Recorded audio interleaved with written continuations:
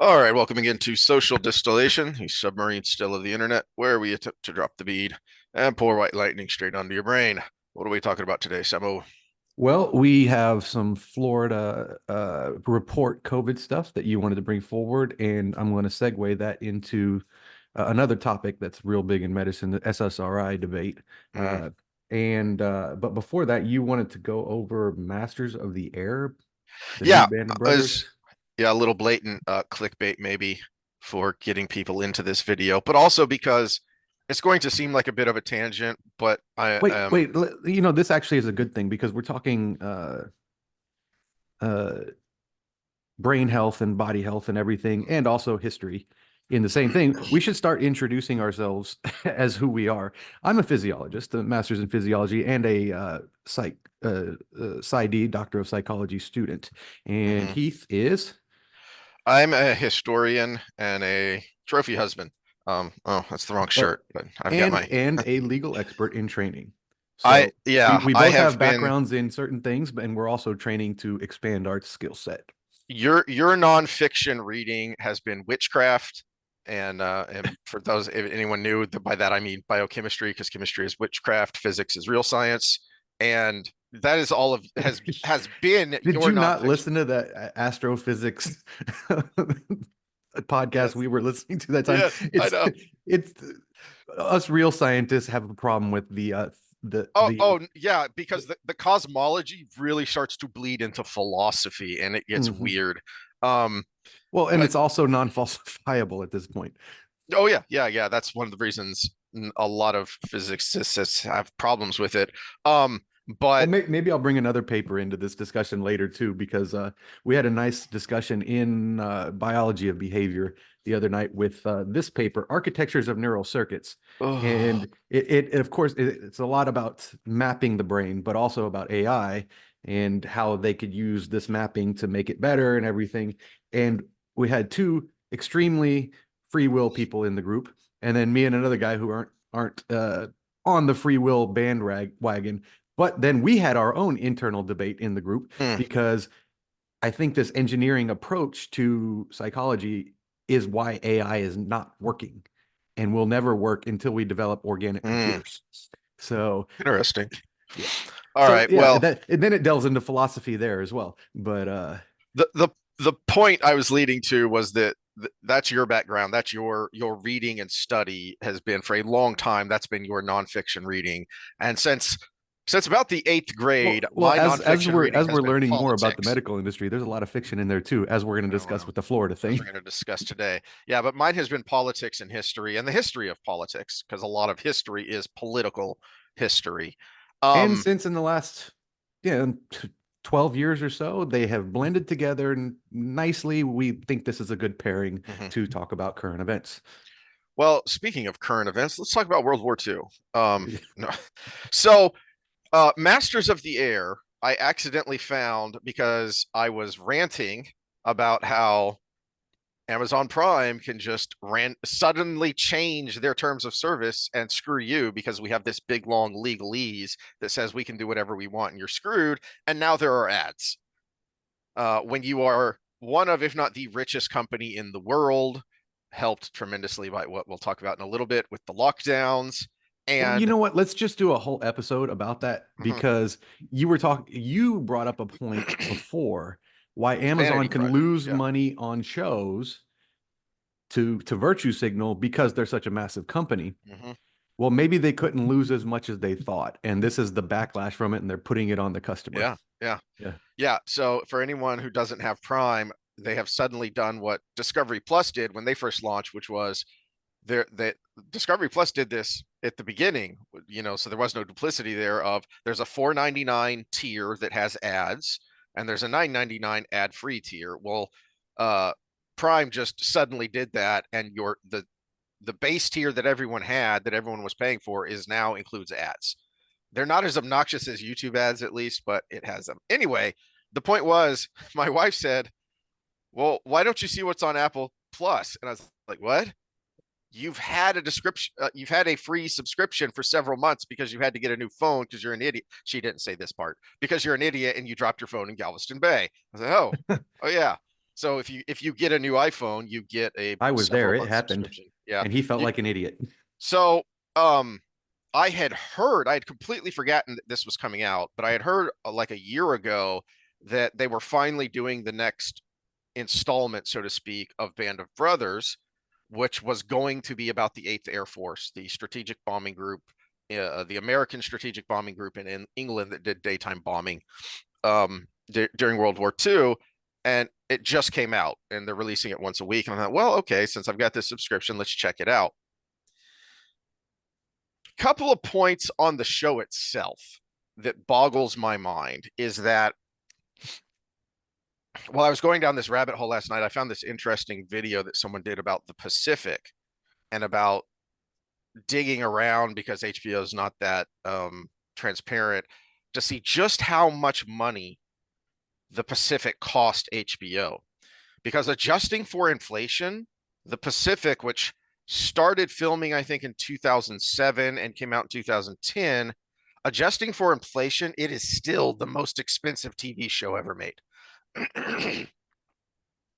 um, it cost a little over $300 million to make, and it Wasn't did wasn't not. the Rings of Power, wasn't that like a billion? Well, it cost them. I don't think that made it on the list because that was a quarter of a billion just for the rights, and then the rest was for 5 seasons, and it's not done Okay. yet. So I don't think he. That's why I don't think he put it in his list. But uh, Band of Brothers was uniquely um must see TV, and I think part of that was the sad luck of timing that it originally aired, I think, like 2 weeks after 9/11, because it originally aired in September of 2001. It is still huge. Um, they just licensed it once again to Netflix. So for anyone who hasn't seen it or wants to see it again, it's on Netflix right now. I believe the Pacific is as well. And for 2 weeks, Band of Brothers was on Netflix's top list worldwide as the number one show worldwide that people were watching on Netflix. It's a 20-year-old show. Why? This is what kind of drove me crazy about the Pacific is they somehow didn't learn the lesson. They somehow didn't realize why. It seemed to me that, and looking at the behind the scenes, they seemed to think it was because it was such a high quality show, and it was. That show still stands up to this day. Of you look at like a modern movie like Fury, and you put it side by side to Band of Brothers, and Band of Brothers is every bit as top quality, if not better, than Fury, which was a big budget movie about World War II. The acting was phenomenal. Um, and so they seemed to think, well, we need more of that. And they made the Pacific even more expensive, even bigger in visuals. It is an absolutely beautiful looking series, but it covers three separate storylines. There are three main characters. Two of them kind of cross over at the beginning of the war, but then otherwise they're completely separate storylines. You got to know these people because it was a contained small story that followed a small group from D-Day to the end of the war. Masters of the Air seems to have learned that lesson at least because it is following one particular group, one bombing group, focused mostly on one squadron in that bombing group. So they're not all over the place like the Pacific was. They learned that part. But I think the bigger reason, you've seen the series, right? Band of Brothers. I saw a season or two of it. There's only one. It's 10 episodes. Oh, It's just one 10 then I episode have. I mini just don't series. remember how it concluded. Well, you remember the beginning of each episode with the old guys? I watched it when it first came out. Okay, that was a long time ago. Yeah. Um, the real secret sauce of Band of Brothers were the interviews. And you can find online, you can find the full interview Like they released it. It's on the DVD set. They released the interviews with the veterans as a full documentary. But to introduce each episode, they have like a 5 minute clip of the different interviews kind of spliced in talking about whatever kind of the theme or the event of that episode is.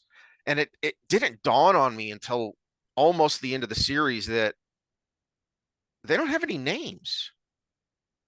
So I was kind of intuiting who some of these people were based on what they said or based on how they looked because the casting was so good. But you don't know who's talking. So you don't know who lives or dies if you haven't read the Ambrose book. You don't know how things are going to play out. It isn't until the very last episode where they have a longer intro that they put names under the men who are talking, and you know who it is. You can identify with the actors in the series.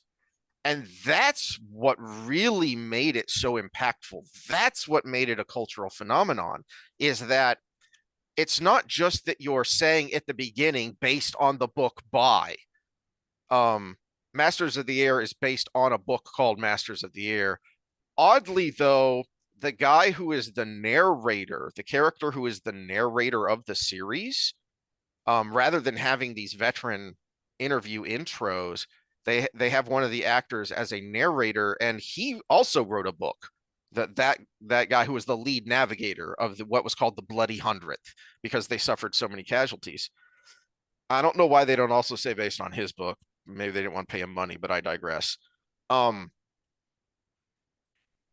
they don't have interviews in leading into it, and I think that's really what what cements this as more than just based on true events. No, when you see the men, when you see rather than know, but actually see that these actors are portraying real human beings, some of whom might still be alive, and you hear it from them what it was. You don't even have to watch Band of Brothers. Just go find I believe the documentary that all the interviews put together is We Stand Alone Together, I think is what it was called. If you want to go find it, I've seen it on YouTube. Um, and just see the impact of that. And it didn't take me very long going down a rabbit hole here of this is a great subscribe if you want to hear veterans in their own words. This channel, the American Veterans Center, has been for several years doing an incredible job of trying to document the stories of these veterans who are rapidly disappearing. They are rapidly dying off. I mean, the guys I'm going to show you here they're all in their 90s. One of them I think is 100 years old. And so they've been doing a great job of documenting this. And I think because it took so long, and that's part of where the Pacific was kind of a bust, is that's why it took 12 years after they started producing the Pacific to finally get this next installment made. And so there aren't a lot of these men left, but I still think it would have been impactful if you would have had veterans from the 8th Air Force, even if they weren't part of this particular story, telling their stories to really connect you with what's going to happen. Well, it's So, sheer mathematics with the age. If mhm, they were 20 in mhm. 1942, they'd be 98 now. But these guys are phenomenally sharp.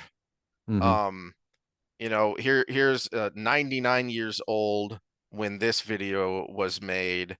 Um, and he was part of the 8th, but flew B-24, so a different bombing group. This is specifically him And reacting to the first episode and talking about things. I would expect that pilots would be slightly older in average age than the grunts on the ground during the war. So, I actually was going to get into that in a second. Lucky is actually one of the characters in the show. He was actually in the Bloody Hundredth, which was the 100th bombing group, which is the primary group that they follow. And I'll get into where I'm going with this, why this matters, um, because of that name, the Bloody Hundredth. But uh, Al here, Al Couture, he made a great point to your point about the ages, and um, my wife and I got to talking about this last night because she was ranting about one of her best friends having trouble with their teenage kids. And it got me to thinking about the state of culture and our mental state holistically, which is that so Al makes the point that uh, because one of the scenes in the first episode is a B-17 has an electrical issue and the gear won't go down, so they have to make a belly landing.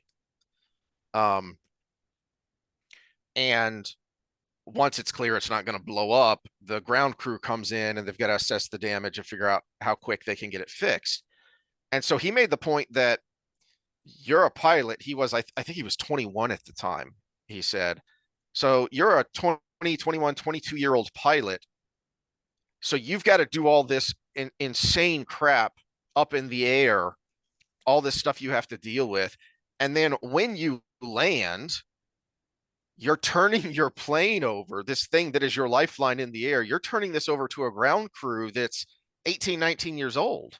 The head crewman in the show, he's a 19-year-old kid who used to work on hot rods before the war. And that's why he's the head crewman. And I think about the mentality of younger people especially, but even older people today. I don't think we could do half of what these men did because I don't think we have the mental fortitude to do it. I think some of us could. But that's the problem, and I think you can see that in if you look at the numbers of the war on terror was 20 years long, so there were a lot of men and women who served there, and I think you could say for sure those people in the younger generation, they have what it takes to deal with a serious crisis. But what about the rest of us? It's a worrying state of affairs, and this is trust me, I'm my long-winded prologue here is going somewhere. Is we are the credits haven't rolled yet, but we are Thelma and Louise, and we've hit the gas and we're headed towards the cliff. Oh, yeah, you're talking about what's going on overseas. Well, I'm talking about all of it because to me it's all connected. We are headed towards a giant shit show, and I just don't know how many people are capable of dealing with things if we start to get into worst case scenarios. Well, I'm going to get clipped on this. If people cared about us, I would get clipped on this. So if we ever do hit it big, someone's going to be looking back through our stuff with AI to find stuff to clip us on. But the it would okay, if you've watched the previous 250 something episodes, you know I am probably one of the most anti-war people in the country, definitely the most anti-war amongst us too, the least hawkish of us too. Mm-hmm. But here's the sad thing. A movement where a bunch of our youth, saying the fighting age youth, were sent to a scenario like that would self-correct a lot of the mental illness issue we have now. Everybody Hopefully. likes to talk about PTSD, but we're not dealing with PTSD with our youth right now. We're dealing with a comfort crisis. We're dealing with mental illness that comes from not having adversity. We had a kid in my town of residence. I don't know when do you start using hometown for where you live? How long do you have to live there? I don't know. My hometown is where I grew up, so I reserve that word for there. My town of residence. We had a kid invite 3 other kids over, and when they showed up, he shot 2 in the head, and the other got away. Just because he wanted to know what it was like to kill someone. Just because he wanted to know what it was like to kill someone. You know who doesn't wonder what it's like to kill somebody? Someone who's been in the face of death. Mm-hmm. Or someone who's had a hard life and doesn't have time to ponder these things, these Nietzschean thoughts. There's a reason philosophers write the way they do. They're typically people who are funded to just sit and think all day long. Sam Harris grew up in an affluent family.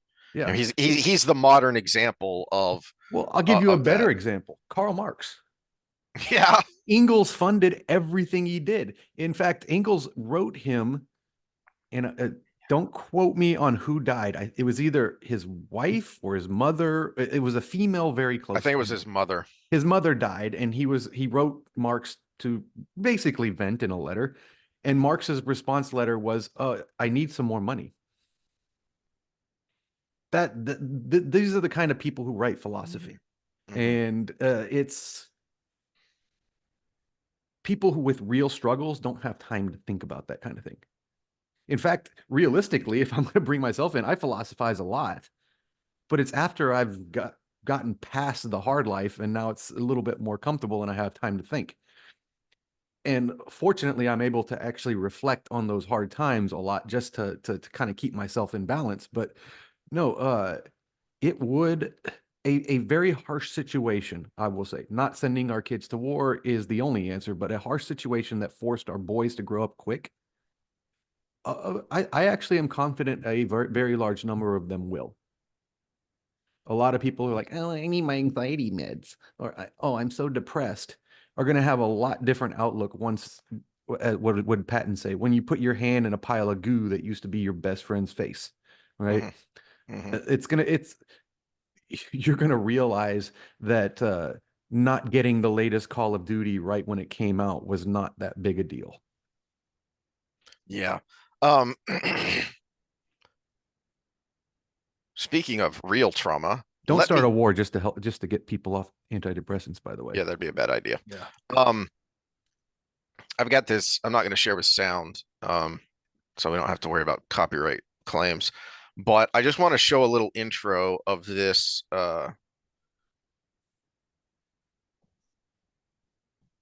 little documentary on History Hit is another good channel if you like history junk. They do a lot of good documentaries, and this one is the real history behind the Masters of the Air bombing campaign. Um, it stop that. And hey, I said start at the beginning, and they start out talking about strategic bombing in general, and this is an aerial shot of Berlin after the war, right after the war. Okay. And then some of these are other cities, but this is what the urban centers of Germany looked like in spring summer 1945. uh these are just husks of buildings. This is what the bombing campaign eventually did, the strategic bombing campaign. And it was pretty damn horrific.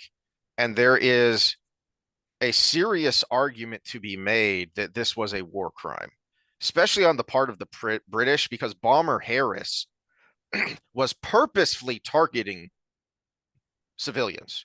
His his strategic thinking was the people are the workers, therefore there are no civilians in modern war because they are the the war industry. The infrastructure. Exactly. So we don't have the precision. The U.S. strategic philosophy was precision daylight bombing, and I'll get to that in a second. We don't have the precision to hit the factories themselves, but if we pack a couple hundred heavy bombers in a group, fly over a target, and the first group would fly in with high explosives to, I mean, this was a horrific science. The first group comes in with high explosives, it knocks out the windows, it creates big holes in buildings. Maybe an hour later, after the civilians have started the evacuation and recovery process, a second group would come in with incendiaries. And the point of knocking holes and breaking windows was to feed the flames. They learned how to create a firestorm, and that's what the second group did. And that's why these buildings look the way they did because they have been gutted by fire, and only the steel and brick supports remain. The sad history, and people didn't at the time and don't now, still a lot don't want to talk about this, is not only is this image horrific to the people who felt its wrath, but how do I move this? This is just the 8th Air Force. Okay. So this isn't even counting the British or the other bombing groups of the US.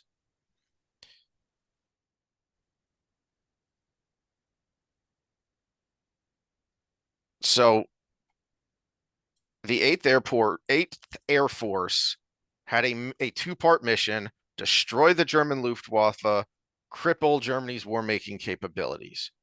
And the justification is, well, they did do that.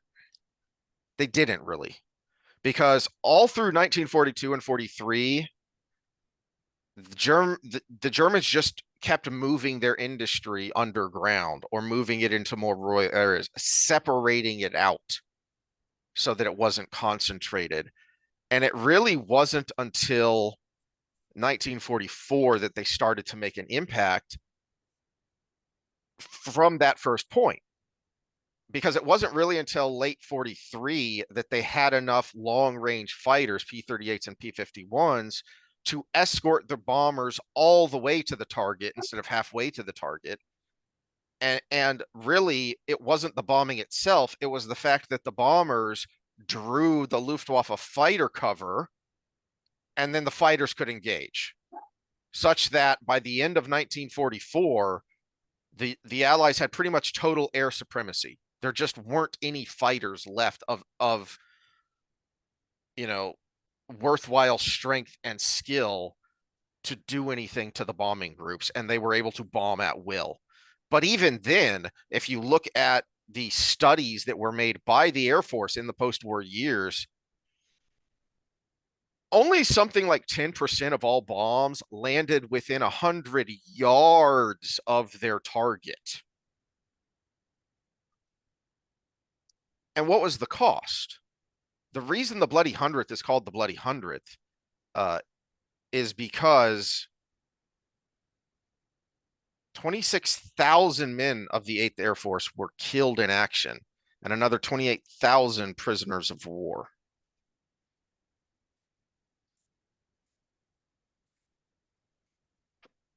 From the 8th Air Force site, on the official 8th Air Force site,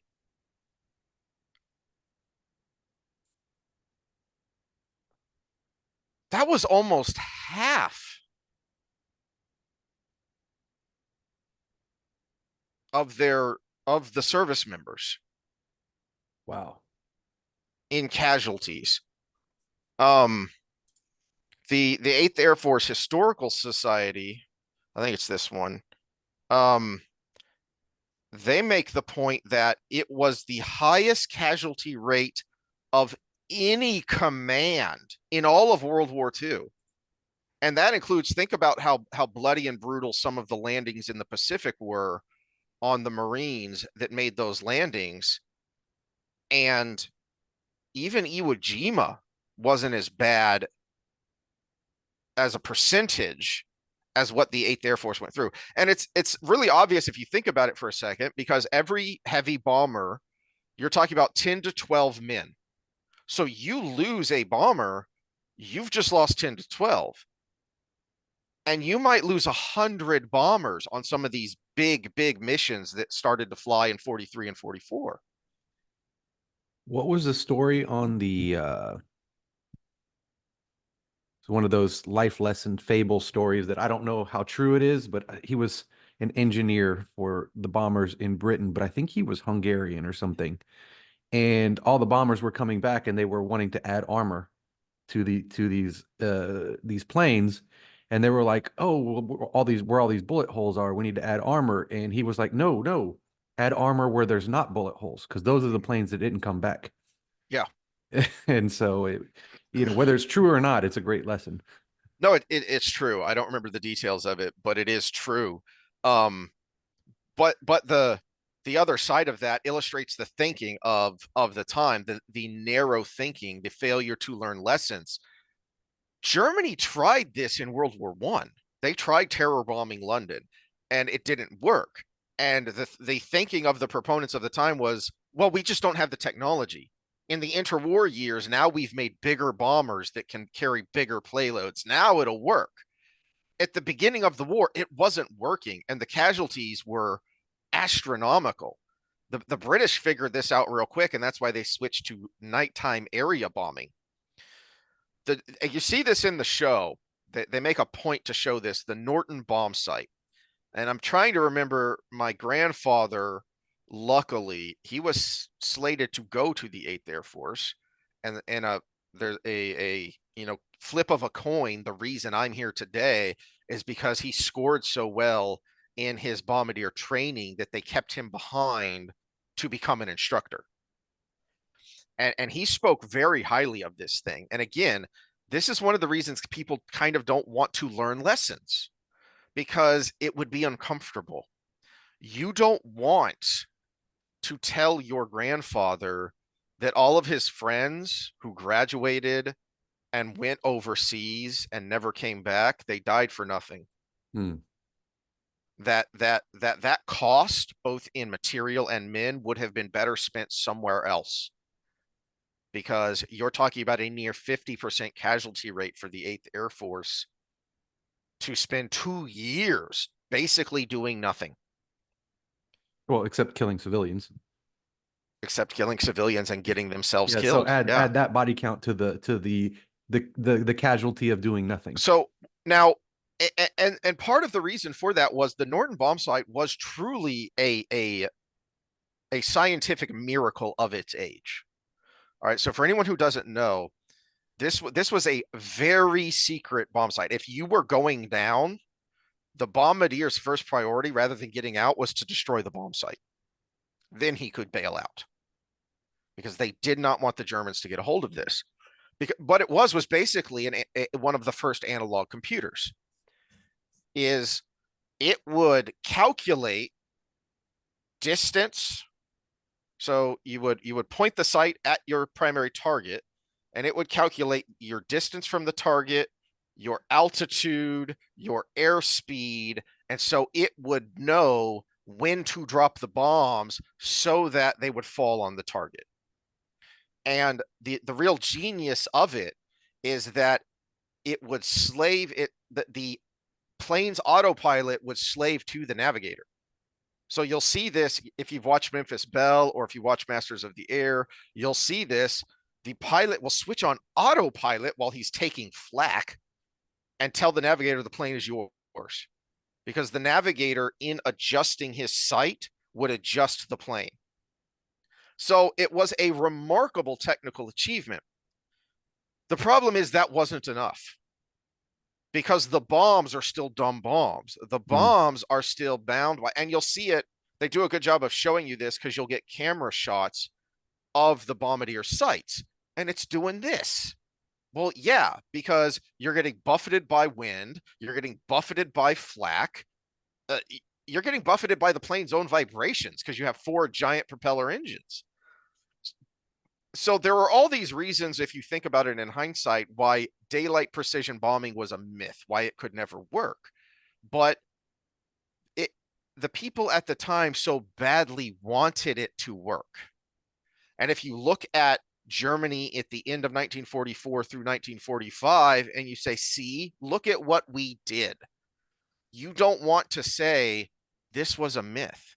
And it had lasting consequences, because if you look at some of the later bombings of Hanoi in Vietnam, they're following the same strategic thinking.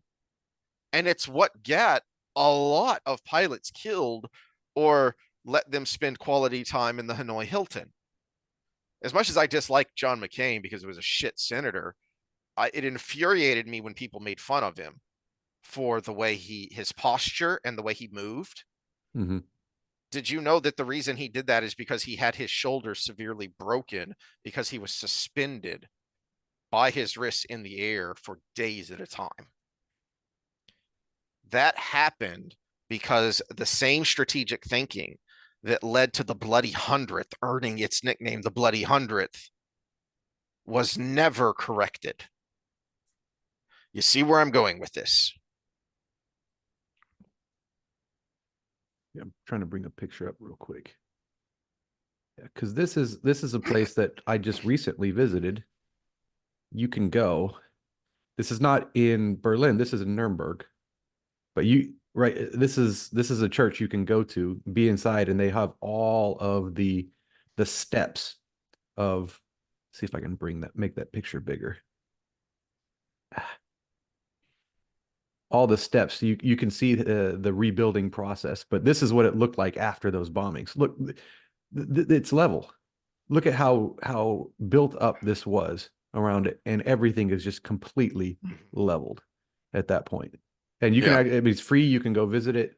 It's actually it's good 30 minutes, 45 minutes if you're in Is that Nuremberg. Nuremberg? Yeah, it's Yeah. Nuremberg.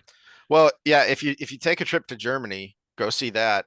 And while you're there in Nuremberg, right? Well, wait, it's outside Munich. Never mind. Well, it's close-ish. It's like about halfway between Nuremberg and Munich is Dachau.